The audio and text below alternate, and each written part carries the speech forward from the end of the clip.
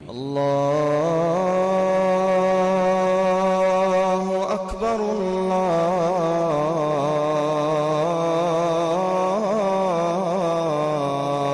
اکبر۔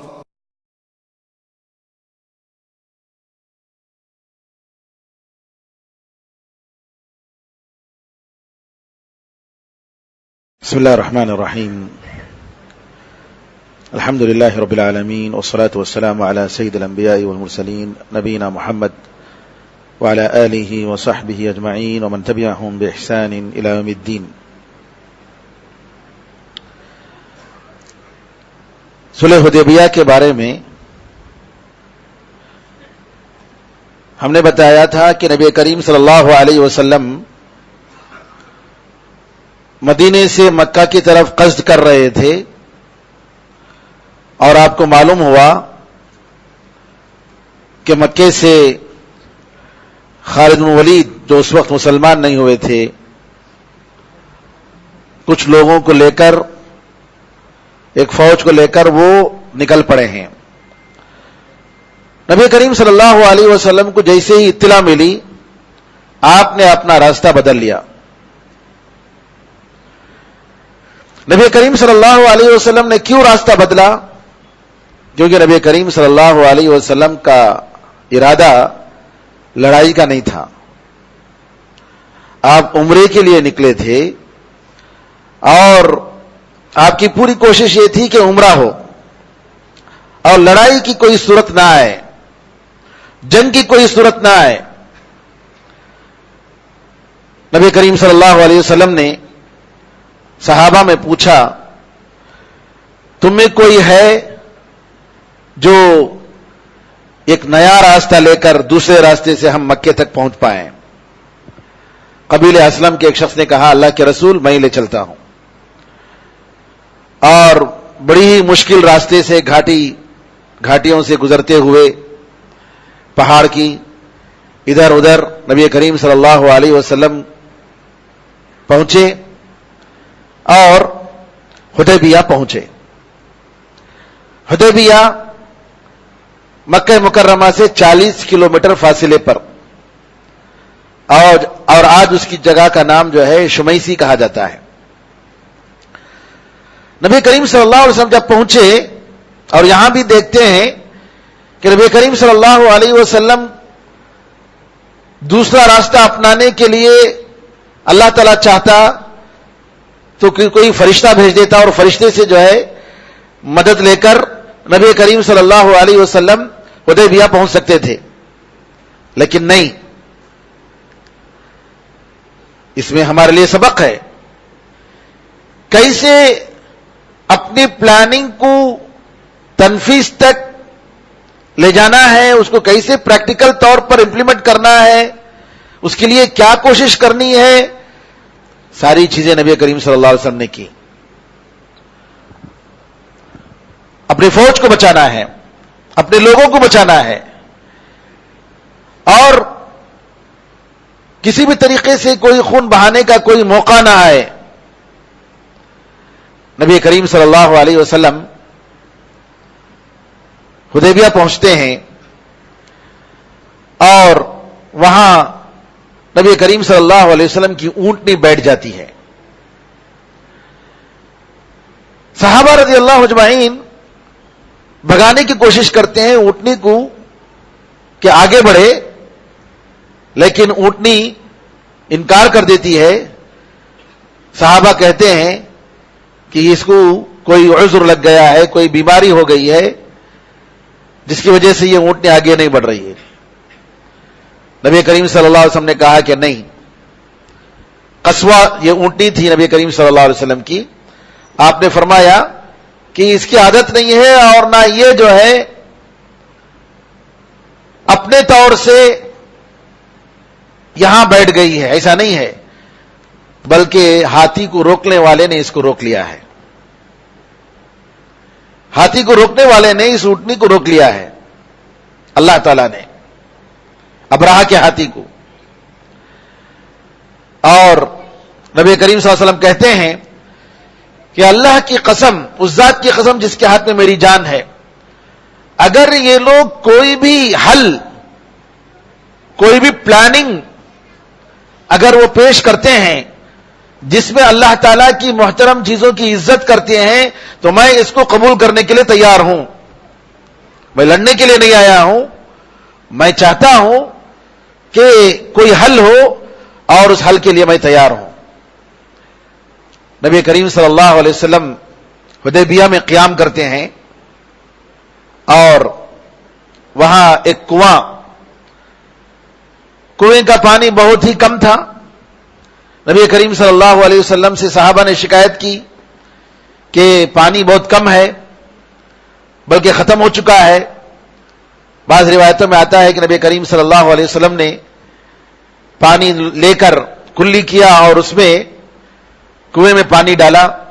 اور بعض روایتوں میں آتا ہے کہ نبی کریم صلی اللہ علیہ وسلم نے ایک تیر لے کر اس تیر کو جو ہے اس کنویں میں ڈالنے کے لیے کہا، تو فوراً جو ہے پانی ابل پڑا اور صحابہ رضی اللہ اجمعین نے پانی کے ذریعے خود بھی سیراب ہوئے، جانوروں کو بھی سیراب کیا. یہاں جو اونٹنی نبی کریم صلی اللہ علیہ وسلم کی بیٹھ گئی، اس میں یہ معلوم ہوتا ہے کہ دنیا کا ایک سسٹم ہے، دنیا کا ایک سسٹم ہے اور دنیا اس سسٹم کے مطابق چلتی ہے. اللہ نے اس سسٹم کو بنایا ہے، وہ نظام ہے. یہاں دیکھا جاتا ہے کون قوم محنت کرتی ہے اور کون قوم سستی اور غفلت میں زندگی گزارتی ہے. اللہ تعالیٰ قوموں کو اونچا کرتا ہے، نیچا کرتا ہے. جی تعز من تشاء وتذل من تشاء، تو جسے چاہتا ہے ذلیل کرتا ہے، تو جسے چاہتا ہے عزت دیتا ہے. سب اللہ تعالیٰ کے ہاتھ میں ہے. دنیا کا سسٹم ہے میرے بھائیوں، اور وہ نظام اور سسٹم جو ہے اس سے کوئی آدمی، کوئی قوم جو ہے اس کے لیے چھٹکارا نہیں ہے. اس سسٹم کو آپ کو اپنانا پڑے گا، دیکھنا پڑے گا. رسول اللہ صلی اللہ علیہ وسلم کی اونٹنی آگے بڑھنے سے انکار کر دی اللہ تعالیٰ کے حکم سے. تو اس سے معلوم ہوا کہ نبی کریم صلی اللہ علیہ وسلم خود دنیا کے اس پورے سسٹم کے اندر داخل ہیں. اللہ تعالیٰ نے جو نظام بنایا ہے اس نظام سے کوئی آدمی مستثنا نہیں ہے. جنگ احد میں جس طریقے سے 70 صحابہ شہید ہو گئے، وہ بھی اسی سسٹم کے اندر ہے. دنیا کا سسٹم ہے کہ اگر آپ اپنے فریضے کو نہیں پہچانے، نہیں نبھائے، تو آپ کو جو ہے اس کی سزا بھگتنی پڑے گی. بہرحال نبی کریم صلی اللہ علیہ وسلم نے یہ کہا کہ یہ مشرکین اگر کوئی بھی حل پیش کرتے ہیں جس میں اللہ تعالیٰ کی محترم چیزوں کی عزت کے لیے وہ تیار ہیں، تو میں اس کو قبول کرنے کے لیے تیار ہوں، صلح کے لیے تیار ہوں.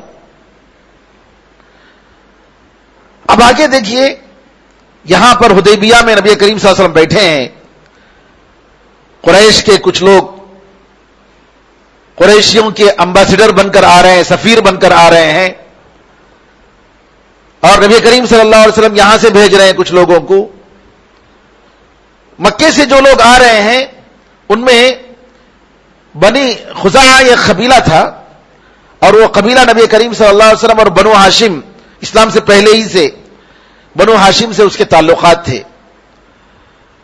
یہ لوگ بدیل بن ورقا کی قیادت میں اور مکے کے قریب یہ لوگ رہتے تھے، خزاعہ والے.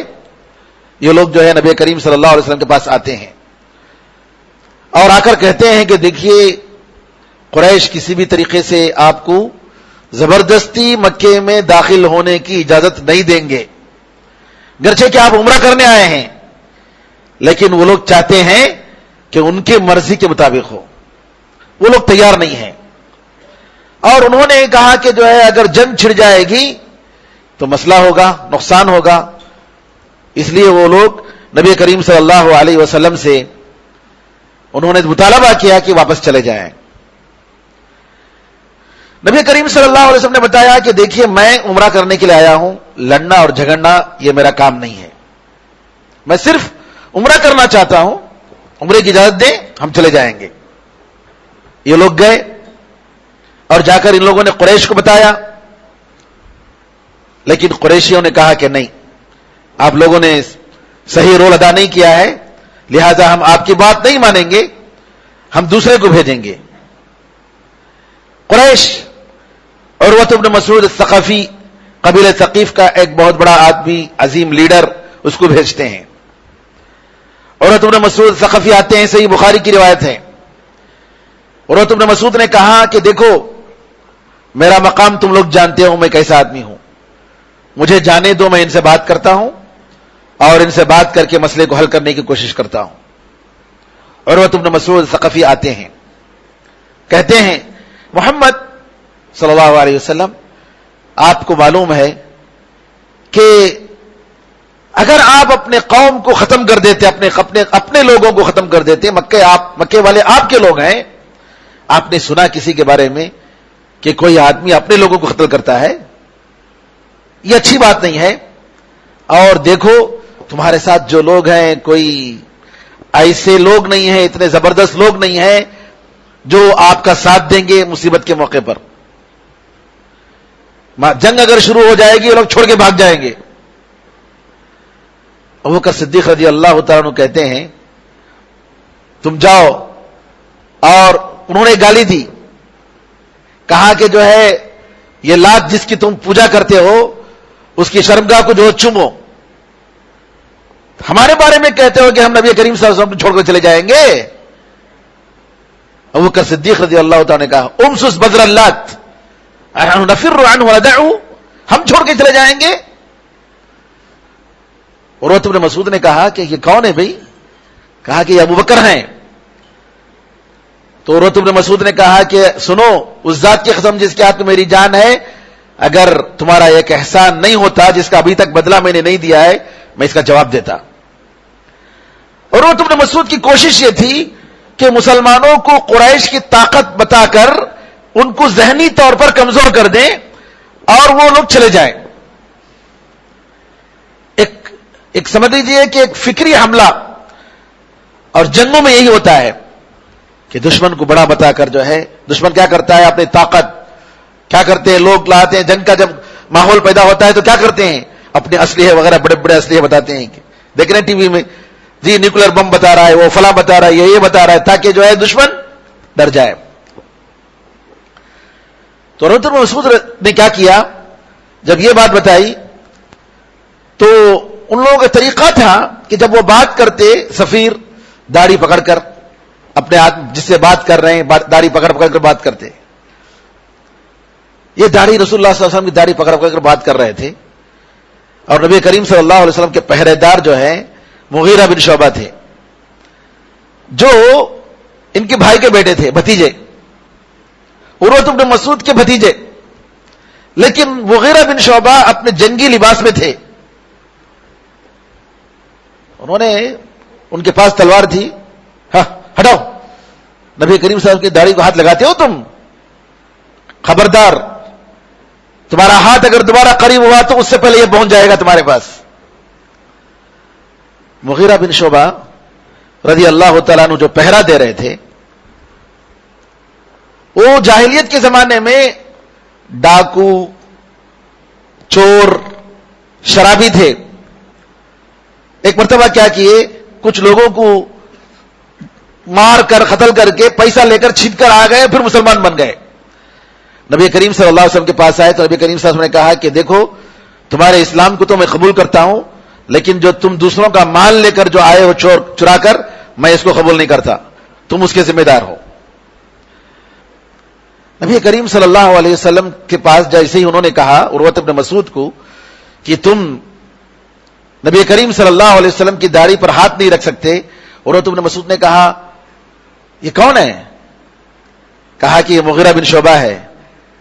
فوراً کہا مغیرہ بن شعبہ, ارے غدار, بنو ثقیف, تمہاری وجہ سے بنو ثقیف ہمارا قبیلہ ہم سے دشمن ہو گئی ہے, پورا قبیلہ دشمن, اور کل ہی میں نے تمہارا جو وہ دیت وغیرہ جو تھے وہ سب ادا کیا ہوں قریب میں. تو یہاں دیکھیے نبی کریم صلی اللہ علیہ وسلم کا کا پہرا دے رہے تھے، آپ کی حفاظت کے لیے مغیرہ بن شعبہ رضی اللہ تعالیٰ اسلام کیسے بدل دیتا ہے انسان کو. نبی کریم صلی اللہ علیہ وسلم فرماتے ہیں الناس معادن، لوگ کان کی طرح ہیں. کان جو ہوتے ہیں مائنس، سونے کے کان، چاندی کے کان، جی یہ نمک کے کان. آپ نے فرمایا لوگ کان کی طرح ہیں. خیارہم فی الجاہلیت خیارہم فی الاسلام اذا فقہوا، جاہلیت میں ان کے جو اچھے ہوتے ہیں وہ اسلام میں بھی اچھے ہوتے ہیں، بشرطے کہ وہ دین کو سمجھ جائیں. آپ دیکھیں گے عمر رضی اللہ تعالیٰ عنہ جاہلیت کے زمانے میں کیا روب، کیا دبدبا، اور جب ہی مسلمان ہو گئے تو وہی روب، وہی دبدبا، وہی طاقت اسلام کے لیے. اسلام ان کو نکھارتا ہے. جب وہ دین کو سمجھ جاتے ہیں تو الحمدللہ ان کی وہ صلاحیتیں، ان کے اندر جو ایبلٹیز ہوتے ہیں وہ اسلام کے لیے کام آتی ہیں. نبی کریم صلی اللہ علیہ وسلم نے اسی طرف اشارہ کیا الناس معادن، لوگ کان کی طرح ہیں. خیارہم فی الجاہلیت خیارہم فی الاسلام، ان میں جو بہتر جاہلیت میں اچھے تھے وہ اسلام میں بھی اچھے ہوتے ہیں، بشرطے کہ وہ دین کو سمجھ جائیں.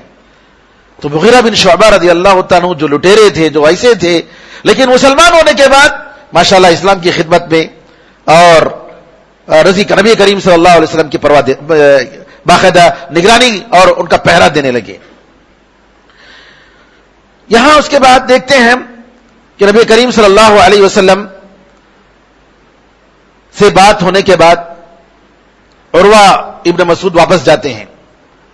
عروہ بن مسعود جا کر کہتے ہیں قریش سے، لوگوں دیکھو میں بڑے بڑے بادشاہوں کے پاس گیا ہوں، میں روم کے بادشاہ کے پاس گیا، ایران کے بادشاہ کے پاس گیا، نجاشی کے پاس گیا ہوں، کئی لوگوں کو میں نے دیکھا ہے، لیکن میں نے کسی قوم کو اپنے بادشاہوں کے لیے اتنی عزت کرتے ہوئے نہیں دیکھا جتنا میں نے محمد کے ساتھیوں کو محمد صلی اللہ علیہ وسلم کے ساتھ عزت کرتے ہوئے دیکھا ہے. وہ کیفیت بتاتے ہیں، کہتے ہیں کہ وہ لوگ جو ہے نبی کریم صلی اللہ علیہ وسلم گھور کر دیکھتے نہیں، آواز اٹھاتے نہیں، اپنی اونچی آواز نہیں کرتے، اور اگر کوئی بھی اشارہ کرتے ہیں تو فوراً وہ لوگ عمل کرتے ہیں. اگر وضو کرتے ہوئے نبی کریم صلی اللہ علیہ وسلم کا پانی جی اگر گرتا ہے تو فوراً اس کو لے لیتے ہیں اور اپنے بدن میں مل لیتے ہیں. بلغم اگر گرتا ہے تو اس کو چھوڑتے نہیں ہیں. میں نے دیکھا اور سنی نبی کریم صلی اللہ علیہ وسلم کی دفاع کے لیے جان اور مال وہ لوگ قربان کرنے کے لیے تیار ہیں. آپ ان کے کمزور مت سمجھو، معمولی مت سمجھو. میں کسی بھی صورت میں جنگ کے لیے تیار نہیں ہوں، اور اگر وہ صلح کے لیے تیار ہوتے ہیں تو آپ لوگ تیار ہو جاؤ. عروہ ابن مسعود ان کا جو امبیسڈر سفیر یہ پیغام دیتے ہیں. لیکن قریش کے لوگ تیار نہیں، کہتے ہیں کسی بھی طریقے سے ہم ان کو اس سال عمرہ کرنے نہیں دیں گے. آئندہ سال آنے کے لیے تیار ہے تو ٹھیک ہے، اب نہیں. نبی کریم صلی اللہ علیہ وسلم کی جو باتیں تھیں اس کا اتنا فائدہ ہوا کہ قریش میں اب لوگ جو ہے دو رائے ہو گئی. کچھ لوگ جو ہے کہنے لگے کہ نہیں، عمرہ کرنے آئے اجازت دینا چاہیے. کم از کم اتنا تو ہوا کہ دشمنوں کی صف میں اختلافات پیدا ہو گئے. نبی کریم صلی اللہ علیہ وسلم کی جو حکمت اور جو پالیسی تھی وہ کام آ گئی. اس کے بعد حلس بن علقمہ ایک اور آدمی کو بھیجتے ہیں قریش سفیر کے طور پر کہ جاؤ جا کر محمد صلی اللہ علیہ وسلم کو سمجھاؤ کہ واپس چلے جائیں. حلس بن علقمہ نبی کریم صلی اللہ علیہ وسلم دیکھتے ہیں دور سے کون آ رہا ہے، حلس بن علقمہ. نبی کریم صلی اللہ علیہ وسلم کہتے ہیں یہ ایک ایسے قبیلے کا آدمی ہے جو مکے کی عزت کرنے والے، مکے کی ایک طرف آنے والے حاجی اور عمرہ کرنے والوں کی عزت کرنے والے ایسے لوگ ہیں.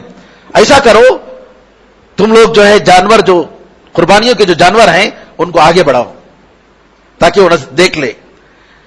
دیکھیے نبی کریم صلی اللہ علیہ وسلم کی حکمت، اور یہ کہ وہ اس شخص کے بارے میں جانتے ہیں. ہر آدمی کو پہچاننا اور اس کے مطابق بات کرنا اور کام اپنے مقصد کو پورا کرنا یہ ایک بہت بڑی چیز ہے. ہمارے پاس وہ نہیں ہے. آج ہمارے پاس ایسے ادارے نہیں ہیں. جو غیر مسلموں میں جتنے قبیلے ہیں، جتنے مطلب مذاہب کے ان میں خود بہت سارے اختلافات ہیں، بہت سارے مطلب خاندان ہے، کوئی ریڈی ہے, کوئی پتہ نہیں ناٹار ہے, کوئی فلاں ہے, ان کے بارے میں ہمارے پاس ریسرچ ہونا چاہیے. آپ دعوت دینا کا کام ہے تو دعوت دینے کے لیے ہمارے پاس ان لوگوں کے بارے میں ایک کیسی قوم ہے, ان لوگوں کے پاس محترم چیزیں کیا ہیں. کیونکہ اگر آپ دیکھیں گے کہ ان کے پاس فلاں چیز زیادہ محترم ہے تو اس کے حساب سے دعوت دینے میں آپ کو آسانی ہوتی ہے. بعض لوگ ایسے بھی ہیں ہندوؤں میں جو اپنی ماں کا بڑا احترام کرتے ہیں, بہت احترام. اسلام میں ماں کا کیا مقام ہے آپ بتائیں, اس کی وجہ سے الحمدللہ انشاءاللہ وہ مسلمان ہو جائے گا. تو میں یہ کہنا چاہتا ہوں, یہاں حلس بن علقمہ جیسے ہی آتے ہیں نبی کریم صلی اللہ علیہ وسلم کہتے ہیں یہ وہ لوگ ہیں, اس قبیلے سے اس کا تعلق ہے جو مکے کی حرم کی عزت کرنے والے ہیں, آپ اپنے جانوروں کو آگے بڑھاؤ. اور وہ دور سے دیکھتے ہیں, آتے بھی نہیں, دور سے دیکھتے ہیں کہ یہ لوگ جو ہے جانوروں کے ساتھ آئے ہیں, قربانیوں کے جانوروں کے ساتھ, ویسے ہی واپس چلے جاتے ہیں. اور جا کر کہتے ہیں قریش کے لوگوں سے, دیکھو یہ لوگ عمرہ کرنے آئے ہیں, لڑنے کے لیے نہیں آئے ہیں, تم مان لو ان کو عمرہ کرنے دو, اللہ کا گھر احترام کرنے کے لیے آئے ہیں, عبادت کے لیے آئے ہیں, کیوں روک رہے ہو. نبی کریم صلی اللہ علیہ وسلم کی حکمت عملی کا نتیجہ یہ ہوا کہ سیاست کامیاب ہو گئی. اس کے بعد ایک آدمی آتا ہے مکرز بن حفص, ایک اور سفیر کو بھیجتے ہیں. نبی کریم صلی اللہ علیہ وسلم دور سے دیکھ کر کہتے ہیں یہ بڑا خراب آدمی ہے, یہ آدمی اچھا آدمی نہیں ہے. یہ جو آ رہا ہے دیکھیے کیسے نبی کریم صلی اللہ علیہ وسلم کے پاس معلومات تھے, کہتے ہیں یہ اچھا آدمی نہیں ہے, لیکن پھر بھی بات کرتے رہتے ہیں.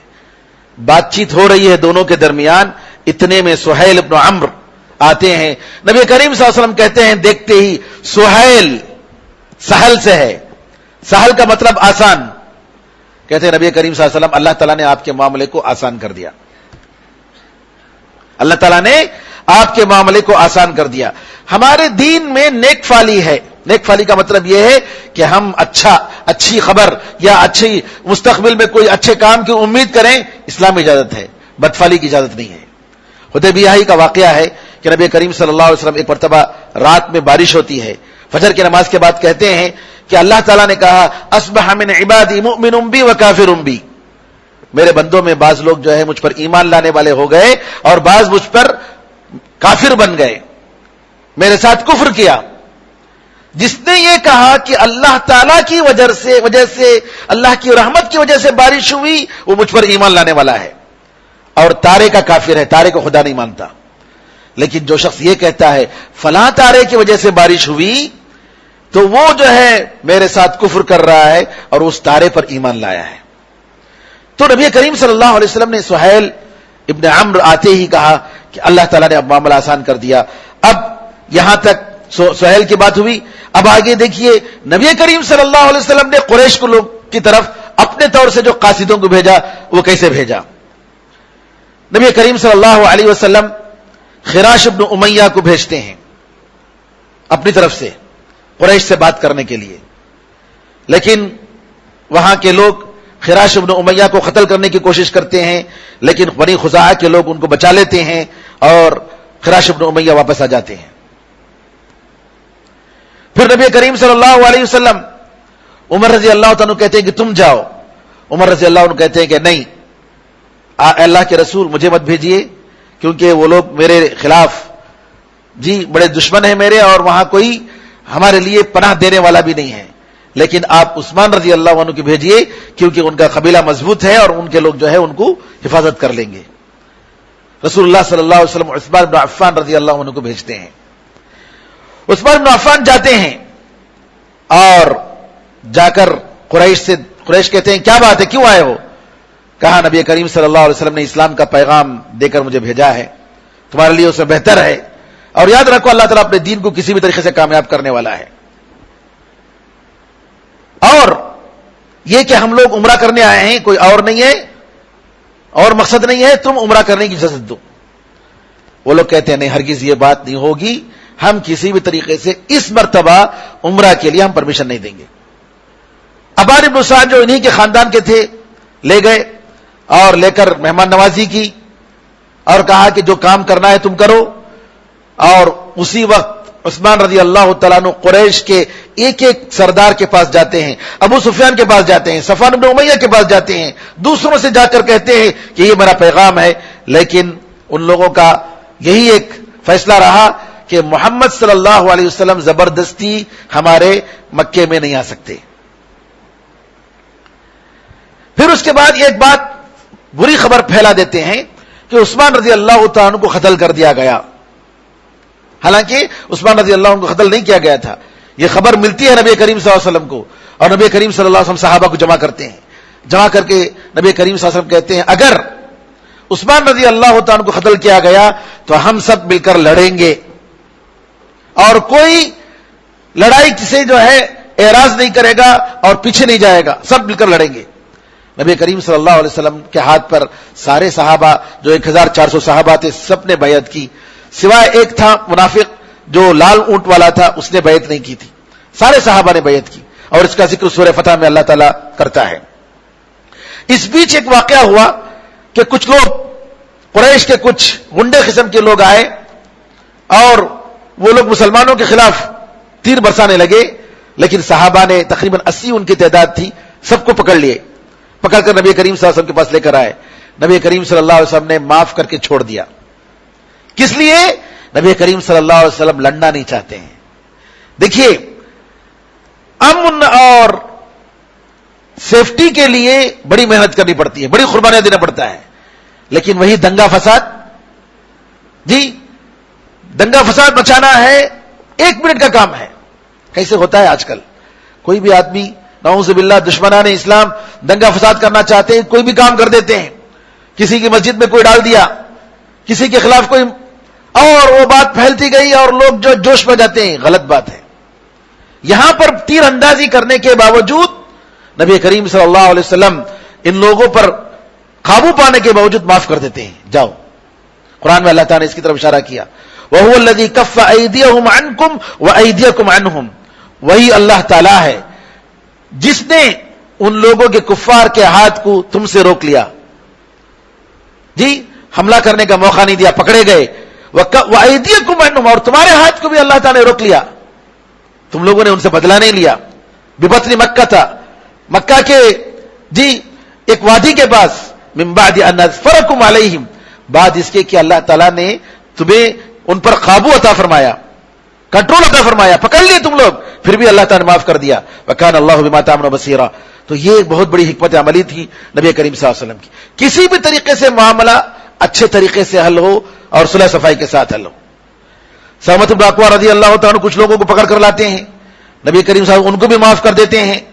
تو اس طریقے سے یہ بہت بڑا واقعہ پیش آیا، اور صلح حدیبیہ کی جگہ میں 1400 صحابی بیعت کرتے ہیں۔ قرآن کریم میں اللہ نے بتایا کہ جو لوگ تمہارے ہاتھ پر بیعت کر رہے تھے وہ لوگ حقیقت میں اللہ تعالیٰ کے ساتھ بیعت کر رہے تھے، اللہ کا ہاتھ ان کے ہاتھ کے اوپر، ید اللہ فوق ایدیہم، اللہ کا ہاتھ ان کے ہاتھ کے اوپر۔ اتنی بڑی بات اللہ تعالیٰ نے کہا کہ اللہ تعالیٰ ان سے راضی ہو گیا، یہ بہت بڑی بات تھی صحابہ رضی اللہ عنہم اجمعین کے بارے میں۔ تو یہاں پر ہم لوگوں کو یہ سبق دیکھنا ہے کہ نبی کریم صلی اللہ علیہ وسلم نے کس طریقے سے صلح صفائی کی کوشش کی۔ اب اس کے بعد جب سہیل بن عمرو رضی اللہ تعالیٰ عنہ جو بعد میں مسلمان ہو گئے، جب بات چیت ہوتی ہے تو دیکھتے ہیں کس طریقے سے بات چیت ہے۔ مسلمان پاور میں تھے، کمزور نہیں تھے، لیکن اس صلح کے پیچھے جو فائدے تھے اس وجہ سے نبی کریم صلی اللہ علیہ وسلم تیار ہو گئے۔ باتیں دیکھیے، صلح کے لیے جو ہے باقاعدہ اگریمنٹ لکھا جا رہا ہے۔ نبی کریم صلی اللہ علیہ وسلم کہتے ہیں، علی رضی اللہ تعالیٰ عنہ کاتب وحی، ان سے کہتے ہیں کہ لکھو بسم اللہ الرحمن الرحیم۔ سہیل بن عمرو پہلے ہی سے کہتے ہیں بسم اللہ الرحمن الرحیم یہ نئی چیز ہے، ہم لوگ نہیں معلوم، ہم لوگ جو معلوم ہے بسمک اللہم، بسمک اللہم، اے اللہ تمہارے نام سے، یا الرحمن الرحیم سب ہم لوگ نہیں معلوم، جو ہم لوگوں کو معلوم ہے وہ لکھو۔ بسم اللہ الرحمن الرحیم لکھا جا چکا ہے، نبی کریم صلی اللہ علیہ وسلم کہتے ہیں مٹاؤ، علی رضی اللہ عنہ سے کہتے ہیں مٹا دو، بسمک اللہم لکھو۔ یعنی سبحان اللہ، ذرا دیکھیے، کسی بھی ہر درمی کے بغیر، ضد کے بغیر دشمن سے صلح کی بات ہو رہی ہے، نبی کریم صلی اللہ علیہ وسلم جو لفظ بول رہے ہیں اس کے خلاف سہیل ابن عمرو ایک مشرک اور کافر جو بات کہہ رہے ہیں اس کے لیے نبی کریم صلی اللہ علیہ وسلم تیار ہو گئے. علی سے کہتے ہیں کہ بٹاؤ, علی رضی اللہ عنہ بٹاتے ہیں. اس کے بعد لکھو علی یہ وہ صلح ہے جو محمد الرسول اللہ, محمد اللہ تعالیٰ کے رسول صلی اللہ علیہ وسلم نے جی سہیل ابن عمرو جو قریش کے سفیر ہیں ان کے ساتھ صلح کیا. سہیل ابن عمرو نے کہا محمد الرسول اللہ اگر ہم مان لیتے تو جھگڑا ہی نہیں ہے, رسول اللہ کو مٹائیے, آپ محمد ابن عبداللہ لکھیے, محمد عبداللہ کے بیٹے, رسول اللہ ہم نہیں جانتے, ہم نہیں مانتے. علی رضی اللہ عنہ کہا کہ اللہ کے رسول میں کیسے مٹاؤں, میں نہیں مٹاؤں گا. نبی کریم صاحب نے کہا کہاں ہے وہ بتاؤ, کیونکہ رسول اللہ صلی اللہ علیہ وسلم کو لکھنا پڑھنا نہیں آتا تھا, آپ امی تھے. علی رضی اللہ عنہ نے بتایا تو نبی کریم صلی اللہ علیہ وسلم نے اپنے ہاتھ سے اس کو مٹایا, رسول اللہ کو, اور محمد بن عبداللہ لکھا. ذرا دیکھیے گا, بڑے مقاصد کے لیے چھوٹی چیزوں کو قربان کرنا پڑتا ہے. یہ بہت بڑی حکمت ہے, بہت بڑا سبق اسلام میں. اور نبی کریم صلی اللہ علیہ وسلم نے بہت سارا کام کیا. جی علماء اس سے قواعد بناتے ہیں, بس اصول کیا ہے, اختیار خیر الخیرین واجتناب شر الشرین. ہمارے پاس دو خیر ہے, دو اچھی چیزیں ہیں, دونوں ایک ساتھ نہیں لے سکتے ہم, لیکن ایک لے سکتے ہیں. تو کیا کرنا چاہیے, دونوں میں سب سے اچھا بہتر ہے اس کو لینا چاہیے, ہے کیا نہیں. اور اسی طریقے سے دو برائی ہے, دونوں برائی سے ہم بچ نہیں سکتے, لیکن ایک برائی سے بچ سکتے دونوں میں سے کسی. تو سب سے زیادہ جو بری چیز ہے اس سے بچنا چاہیے. یہ اسلام کا قاعدہ ہے. اور اسی طریقے سے ایک قاعدہ یہ ہے کہ سب سے پہلے مصیبت کو دور کرو, خیر کو لانا بعد کی بات ہے. اگر خیر کو لانے میں اور مصیبت کو دور کرنے میں ٹکراؤ ہے, اسلام کا قاعدہ یہ ہے کہ سب سے پہلے مصیبت کو دور کرو. درء المفسدۃ مقدم علی جلب المنفعہ, یہ قاعدہ ہے اصول کے, محدثین کے, علماء کے, فقہاء کے قاعدے ہیں. یہ سب کہاں سے, نبی کریم صلی اللہ علیہ وسلم کی حکمت عملی سے. آپ نے فرمایا مکہ فتح کیا, آپ نے فتح کرنے کے بعد کہا عائشہ سے اگر تمہاری قوم نئی اسلام میں داخل نہیں ہوئی ہوتی تو میں کعبے کو گراتا اور گرا کر کعبے کے دو دروازے بناتا اور دروازہ نیچے کر دیتا تاکہ جو ہے ہر کوئی آدمی اندر جائے اور باہر سے نکل جائے, تاکہ وہ دیکھ لے کہ کعبے کے اندر کوئی چیز نہیں ہے, کوئی بت نہیں ہے, کوئی خدا نہیں ہے.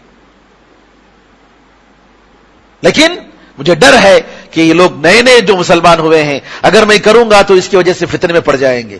نبی کریم صلی اللہ علیہ وسلم نے چھوڑ دیا مصلحت کے طور پر. تو بزرگوں یہاں دیکھ رہے ہیں کہ رسول اللہ صلی اللہ علیہ وسلم کیسے آپ نے جو ہے محمد الرسول اللہ کے بجائے محمد ابن عبداللہ, اس کے لیے بھی آپ تیار ہو گئے. پھر اس کے بعد نبی کریم صلی اللہ علیہ وسلم آگے لکھتے ہیں سب سے پہلی پوائنٹ جو دونوں میں اتفاق ہوا جس بات پر, 10 سال تک ہمارے درمیان لڑائی نہیں ہوگی. 10 سال تک, بہت بڑی چیز تھی. اس کا فائدہ یہ تھا کہ سب سے پہلے جو بڑا دشمن کفار قریش مکے والے تھے اس کی طرف سے مدینے کے مسلمان بالکل سیف ہو گئے. اور اس کے بعد یہ یہودی جو وقتاً فوقتاً دھوکہ دیتے تھے اور لوگوں کو جمع کرتے تھے, اب مسلمان جو ہے ان کے لیے بالکل خالی ہو گئے اور صاف ہو گئے. اور دوسری چیز, جنگ اگر نہیں رہی, امن کا ماحول پیدا ہوا, اسلام میں لوگوں کو داخل ہونے کا موقع مل جائے گا. یہ بات ہوئی کہ چاہے قریش کے لوگوں کے ساتھ عرب کے جو لوگ دوستی کرنا چاہے دوستی کریں, مدینے والے محمد صلی اللہ علیہ وسلم کے ساتھ عرب کے جو لوگ دوستی کرنا چاہے دوستی کریں. اب بعض لوگوں کے پہلے سے تعلقات تھے, بنو بکر والے مکے والوں کے ساتھ پہلے سے تعلقات تھے, ان لوگوں نے کہا کہ ہم مکے والوں کے ساتھ ہیں. ان کے دشمن تھے بنی خزاعہ والوں نے کہا کہ ہم محمد صلی اللہ علیہ وسلم کے ساتھ ہیں, ہم ان کے مسلمان نہیں ہوئے تھے لیکن ہم ساتھ دیں گے, ہم ان کے ساتھ دوستی کریں گے. اور اس کے بعد کتنے قبیلے, آپ ذرا فرق دیکھیں کہ 1400 لوگ حدیبیہ کے موقع پر سن 6 ہجری میں, 2 سال کے بعد 10,000 لوگ. فتح مکہ کے موقع پر سن 8 ہجری میں کتنے لوگ, 10,000 لوگ. کتنا بڑا فرق. صلح کا جو بہت بڑا فائدہ ہوا کہ لوگ فوج در فوج اسلام میں داخل ہونے لگے. ایک بات اور ہوئی کہ کوئی بھی محمد صلی اللہ علیہ وسلم کے ساتھیوں میں سے حج یا عمرے کے لیے آئیں گے تو جو ہے ان کو کوئی تکلیف نہیں دیں گے اور وہ جو ہے مکے کو آ کر جا سکتے ہیں. اور اسی طریقے سے مکے والے اگر مدینے کے راستے سے ایجپٹ یا سیریا جانا چاہتے ہیں تو مدینے والے ان کو کیا نہیں کریں گے, ان کو جانے دیں گے, ان کو لیے ان کے رکاوٹ نہیں بنیں گے. اس پر بھی بات اتفاق ہو گیا. پھر اس کے بعد یہ بات ہوئی کہ محمد صلی اللہ علیہ وسلم کے پاس قریش کا کوئی آدمی قریش کی اجازت کے بغیر مکے سے کوئی آیا تو محمد صلی اللہ علیہ وسلم اس کو واپس کر دیں گے, مکہ واپس بھیج دیں گے. یعنی مکے سے کوئی مسلمان ہو کر اگر مدینہ آتا ہے تو کیا کر دیں گے, واپس بھیج دیں گے. لیکن اگر مدینے سے کوئی آدمی مرتد ہو کر مکہ جاتا ہے تو مکے والے واپس نہیں کریں گے. اب اس میں جو ہے اس پوائنٹ میں گویا بظاہر جو ہے پلڑا کس کا غالب ہو گیا, جی کفار قریش کا, مکے والوں کا پلڑا غالب ہو گیا, جس کی وجہ سے جو ہے بعض صحابہ تیار نہیں تھے. لیکن نبی کریم صلی اللہ علیہ وسلم نے کہا کہ اللہ تعالیٰ اس کے لیے کوئی راستہ نکالے گا. بالکل یہ چیز لکھی جا چکی تھی. سہیل بن عمرو جو سفیر تھے ان کا بیٹا ابو جندل مسلمان ہو گیا اور وہ آ رہا ہے مدینے والوں کے پاس. اسی وقت صلح حدیبیہ کے وقت نبی کریم صلی اللہ علیہ وسلم نے کہا کہ ابھی بات ہوئی, ختم نہیں ہوئی ہے نا ہماری. سہیل سے کہا کہ ان کو آنے دو, ابھی بات ہماری ختم نہیں ہوئی. سہیل نے کہا کہ نہیں, ہمارے درمیان بات ہو چکی ہے, اگریمنٹ لکھا جا چکا ہے اس پوائنٹ پر کہ مکے سے کوئی مسلمان اگر مدینہ آئے تو واپس کر دیں گے. یہ میرا بیٹا ہے, اس کو واپس کرو. بیڑیوں میں جھگڑا ہوا ہے. رسول اللہ صلی اللہ علیہ وسلم کہتے ہیں ابو جندل صبر کرو, اللہ تعالیٰ کوئی راستہ نکالے گا. اور ویسے ہی اللہ تعالیٰ راستہ نکالتا ہے. یمبو کے پاس سیف البحر نامی جگہ میں ابو جندل جیسے لوگ جن کو مدینہ آنے کی اجازت نہیں تھی مکے سے آئے اور وہاں انہوں نے ایک اپنی بستی بنا لی اور قریش کا قافلہ اگر کوئی آتا جاتا تو اس پر حملہ کرنا شروع کر دیتے. آخر میں عاجز ہو کر, تنگ ہو کر قریش کے لوگوں نے کہا محمد صلی اللہ علیہ وسلم سے کہ آپ ذرا ان لوگوں سے بولیے کہ اب مدینہ چلے جائے اور ہمارا راستہ جو ہے کم از کم صاف رہے. تو پھر ان کو اجازت مل گئی. اللہ تعالیٰ نے کیسے راستہ نکالا دیکھیے, اور کیسے نبی کریم صلی اللہ علیہ وسلم بالکل اپنے عہد اور پیمان کے پکے تھے. پھر اس کے بعد آخری میں یہ بات آئی کہ اگر اس سال آپ جو ہے مکہ نہیں آئیں گے عمرہ کرنے کے لیے, آئندہ سال آپ عمرہ کرنے کے لیے آئیں گے اور 3 دن وہاں قیام ہوگا اور اپنے ساتھ جو ہے سواری کا جو سلاح ہوتا ہے کوئی اپنی حفاظت کے لیے اتنا ہی ہوگا. کوئی اگر تلوار بھی لائیں گے تو نیام میں, یہ نہیں کہ کھلی تلوار آپ لے کر آئیں گے. اس طریقے سے بات ہوئی. نبی کریم صلی اللہ علیہ وسلم نے اس کو بھی مان لیا. پھر اس کے بعد نبی کریم صلی اللہ علیہ وسلم کے درمیان اور کفار قریش کے درمیان صلح کی بات ہو گئی. اس پر کون کون, ابو بکر اور عمر گواہ کے طور پر اور ان کے 2 لوگ گواہ کے طور پر لکھے گئے. اور اس لکھی ہوئی چیز میں بعض نبی کریم صلی اللہ علیہ وسلم کے بعض صحابہ تیار نہیں تھے کہ یہ کیوں اس طریقے سے ہم اپنے دین میں ہم پستی کو ہم قبول کریں. نبی کریم صلی اللہ علیہ وسلم نے کہا کہ اس میں خیر ہوگا, اس کو قبول کرو. اب یہ بات ہو گئی, اب واپس جانا ہے. لیکن واپس جانے سے پہلے ہمارے پاس, مسلمانوں کے پاس قربانی کے جانور ہیں. نبی کریم صلی اللہ علیہ وسلم صحابہ سے کہہ رہے ہیں کہ جاؤ قربانی کرو, اپنا سر منڈاؤ, کیونکہ ہم لوگ جا نہیں سکتے مکہ, اس سال جا نہیں سکتے. ہمارے ساتھ قربانی کے جانور لائے ہیں, ہمیں روک لیا گیا ہے. ہم یہی کیا کریں گے, حکم یہ ہے کہ اپنے سر کے بال منڈائیں گے اور جو قربانی کا جانور قربانی کریں گے. کوئی تیار نہیں ہو رہا ہے. کیوں؟ مکہ جانے کی بات ہے, ہم مکہ نہیں جا پا رہے ہیں, کیسے ہم کریں گے؟ نبی کریم صلی اللہ علیہ وسلم ناراض ہو کر ام سلمہ جن کو لائے تھے گھر جاتے ہیں, ان کے خیمے میں جاتے ہیں. ام سلمہ رضی اللہ عنہ کہتے ہیں اللہ کے رسول کیوں ناراض ہیں؟ کہتے ہیں میں حکم دے رہا ہوں, یہ لوگ نہیں مان رہے ہیں. آپ فکر مت کیجیے, آپ جائیے, آپ جا کر اپنے جانور کی قربانی دیجیے, اپنا بال بنائیے, دیکھیں گے خود بخود وہ لوگ آگے بڑھیں گے اور اپنا کام کریں گے. رسول اللہ صلی اللہ علیہ وسلم کو بات پسند آئی. دیکھیے ایک عورت کی بات, بیوی کی بات. بعض لوگ کیا کرتے ہیں, ارے لوگوں سے کون مشورہ لے گا, ان لوگ کیا آتا ہے. نہیں, ام سلمہ رضی اللہ تعالیٰ کے مشورے کو قبول کیا, گئے اپنے جانور کی قربانی دی اپنے ہاتھ سے, پھر اپنے حجام کو بلایا اور بال بنایا.